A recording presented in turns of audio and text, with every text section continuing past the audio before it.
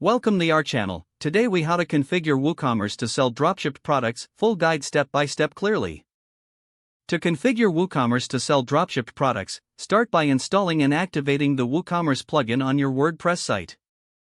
Once activated, navigate to the WooCommerce settings in your WordPress dashboard.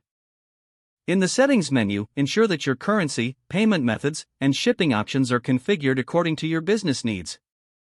Next, install a dropshipping plugin compatible with WooCommerce, such as Dropship or Spocket. After installing your chosen dropshipping plugin, follow its specific setup instructions to link your account and import products. Now, go to the WooCommerce products section in your dashboard. Click on Add Product to start listing the dropshipped products in your store. Fill in the product title, description, and set the product type to Simple Product or Variable Product as needed. In the Product Data section, enter the regular price and sale price for your products. Under the Inventory tab, enable Stock Management and set the stock status to Out of Stock if you don't have the items on hand.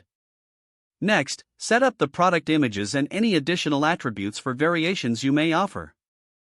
Once your product details are complete, click Publish to make the product live on your store. Repeat this process for all dropshipped products you want to add to your WooCommerce store. To manage orders, return to the WooCommerce settings and configure the appropriate shipping options based on your dropshipping supplier's guidelines. Make sure to set up automated order fulfillment if your dropshipping plugin supports that feature. Finally, test the entire purchasing process from the customer's perspective to ensure everything is functioning smoothly. Review all settings and configurations regularly to adapt to any changes from your dropshipping suppliers. If the page does not load, refresh the browser or try again in a private or incognito window. Make sure you are using the correct email address, then retype it carefully to avoid small typos. If your password is not accepted, use the reset option and create a new strong password you can remember. Check your spam folder for verification or security emails, then complete any requested confirmation steps. Enable two-factor authentication if available to improve account security and reduce unauthorized access risk.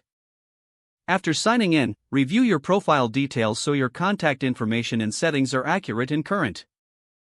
If you see an error message, note it down and try again after restarting your device and internet connection. Log out when you finish, especially on shared devices, to keep your account and payment information secure. If the page does not load, refresh the browser or try again in a private or incognito window. Make sure you are using the correct email address, then retype it carefully to avoid small typos. If your password is not accepted, use the reset option and create a new strong password you can remember.